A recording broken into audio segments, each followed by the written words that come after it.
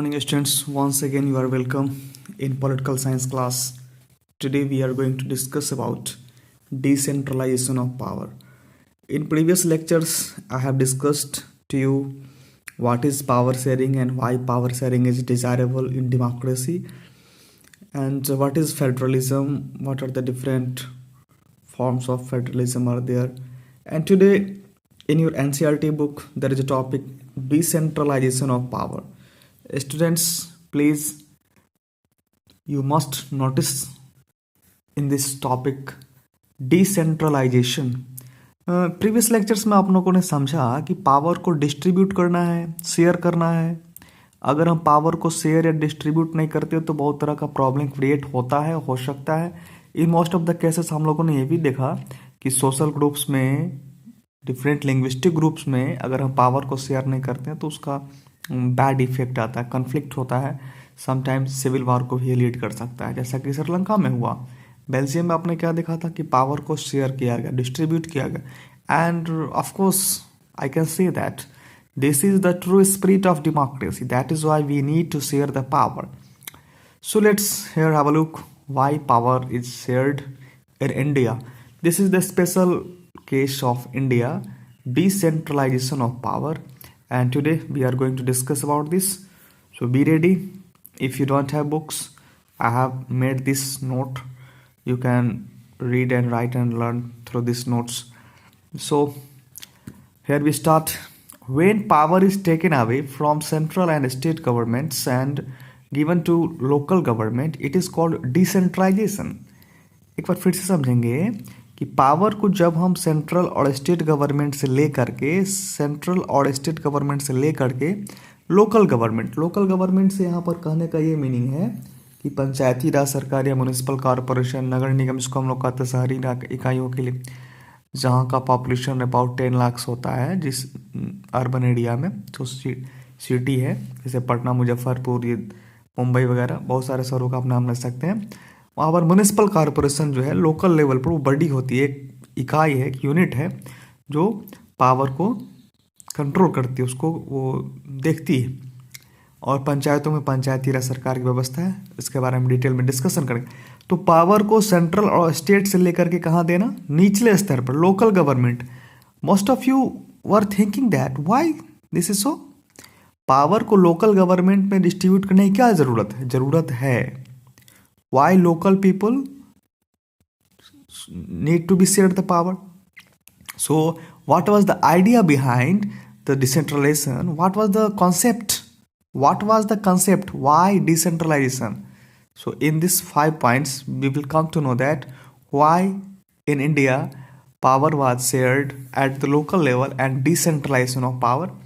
So from the first you will see here, there are a large number of problems and issues which are best settled at the local level. बहुत सारे ऐसे मुद्दे हैं, बहुत सारी ऐसी समस्याएं हैं, बहुत सारे ऐसे मामलात आते हैं जिसको स्थानीय स्तर पर स्थानीय सरकार के द्वारा करने का. स्थानीय सरकार का मतलब यहाँ पर ये है कि जैसे कि गांव में कोई भी विलेज है, आप एक एग्जांपल के थ्रू समझ सकते हैं.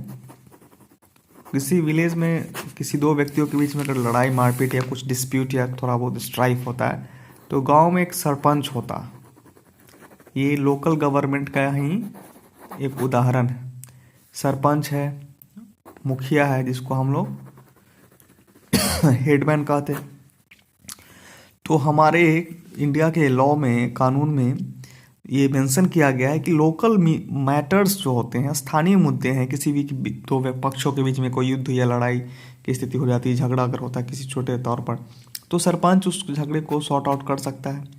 मुखिया अपने स्तर से उस चीज़ को समझ सकता है, डील कर सकता है. सरपंच के पास पावर दिए गए हैं. Sarpanch can tackle the difficult situation and happenings in panchayat. So आप लोगों ने फील किया होगा कि नहीं, पंचायती राज सरकार का, मुखिया का, सरपंच का, जिला परिषद का, वार्ड मेंबर का, block levels of the government का, म्यूनिसिपल कॉरपोरेशन का, मेयर का, जिला में जो मेयर होता है, जो वार्ड पार्षद का हेड होता है, उसका महत्व है. क्योंकि स्थानीय मुद्दे जो है, लोकल प्रॉब्लम्स जो है, उसको समझने के लिए. और इसमें खास बात क्या होती है कि इसमें डेमोक्रेसी का सीधा उदाहरण मिलता है. इसमें पीपल का डायरेक्टली पार्टिसिपेशन होता है डिसीजन मेकिंग प्रोसीजर में. आप लोगों ने 8 में पढ़ा होगा, 9 में पढ़ा होगा कि पार्लियामेंट में जो लेजिस्लेटिव हमारा जो पार्लियामेंट जो है पार्लियामेंट, वहाँ पर हमारे द्वारा इलेक्टेड रिप्रेजेंटेटिव जाते हैं एमपीज, और वो हमारे लिए लॉ बनाते हैं, हमारे बारे में डिसीजन लेने का अधिकार उनको हमने दिया है वोट के थ्रू। यहाँ पर डिसीजन लेने का अधिकार मुखिया जी को हमने दिया, उनको मैंने वोट किया, हेडमैन को हम लोग वोट करके चुनाव में जिताते हैं पंचायती स्तर पर। लेकिन वहाँ ग्राम सभाएं होती, मीटिंग्स हेल्ड किए जाते हैं रेगुलरली, और उसमें गांव के लोग भाग लेते हैं। People those who belong to their villages, they take part in the decision making process. So this is the great example of democracy, directly participation of the people. So this is great idea really. So come to the topic once again. There are a large number of problems and issues at the local level, at the urban area, in the rural areas. Panchayati Raj Sarkar means urban area and rural area. Differentiate between two. Urban means शहरी का इलाका, rural means ग्रामीण क्षेत्र।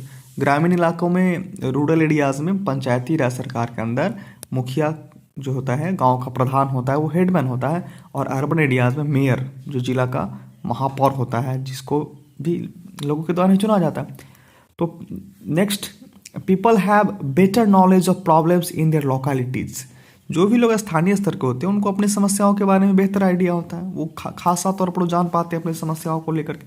तो ऐसे में उस चीज़ को सॉर्ट आउट करना, देखना आसान हो जाता है। That is why we need decentralisation of power. Next, there is directly participation in decision making, that is gram sabha. As I have already told you that directly participation means people from different strata, people from different category take part in this process. There is no discrimination, everyone can take part at the local level. They can share their problems, issues with the headman, and that can be sorted out. So this is really great. Next, power is shared to the level of villages and towns. State government, central government से इन लोगों को fund भी दिया जाता है इनके development के लिए, ठीक है ना, सड़कें बनाने के लिए, पंचायत भवन बनाने के लिए, स्थानीय स्तर पर अस्पताल है, शौचालय है, बहुत सारी डेवलपमेंट की चीज़ें हैं जिसको करने का अधिकार गांव के मुखिया के पास होता है। तो कहीं ना कहीं पावर हम लोगों ने स्थानीय स्तर पर दे करके चीज़ों को आसान बना दिया है, कॉम्प्लिकेटेड के जगह पर हम लोगों ने ईजी कर दिया। Panchayat in villages and municipalities in towns and urban area, I have already told you about this. A major step towards decentralisation. आप लोग सोच रहे हो कि डिसेंट्रलाइजेशन हुआ कैसे? किसी भी काम को करने के लिए कॉन्स्टिट्यूशन में अमेंडमेंट करना पड़ता है। आप लोगों ने 8 में पढ़ा होगा कि कॉन्स्टिट्यूशन अमेंडमेंट कैसे टेक प्लेस होता है। तो ये जो था 1992 में, यहाँ पर 1992 में डिसेंट्रलाइजेशन हुआ इंडिया के अंदर। 73rd अमेंडमेंट और 74th अमेंडमेंट, संविधान में 73वां संशोधन करके पंचायती राज सरकार, हेडमैन, मुखिया, सरपंच को लाया गया, और उसके बाद से रेगुलरली हर एक 5 साल पर चुनाव होता है। अगले लेक्चर में हम लोग डिस्कस करेंगे कि डिसेंट्रलाइजेशन करने से इंडिया में कौन कौन सा फ़ायदा हुआ। ये तो आइडिया, कंसेप्ट अभी चर्चा कर रहे हैं। पंचायती राज सरकार के पास क्या क्या अधिकार मिले, महिलाओं को कितनी छूट मिली, महिलाओं का कितना अधिकार सुरक्षित रह पाया, वो हम अगले लेक्चर में डिस्कशन करने वाले। फिलहाल यहाँ पर हम ये देखेंगे कि the constitution was amended to make the third tier of democracy more powerful and effective. How can you say that this is more powerful and effective? You have different examples. You can say that Panchayati Raj Sarkar and municipal corporations are doing well. So this was the amendment in constitution. This was the 73rd and 74th. Student, please must remember this fact. 73वां संविधान संशोधन पंचायती राज सरकार, मुखिया, sarpanch etcetera के लिए है। 74th amendment urban areas में municipal corporation, mayor जिसका head होता है।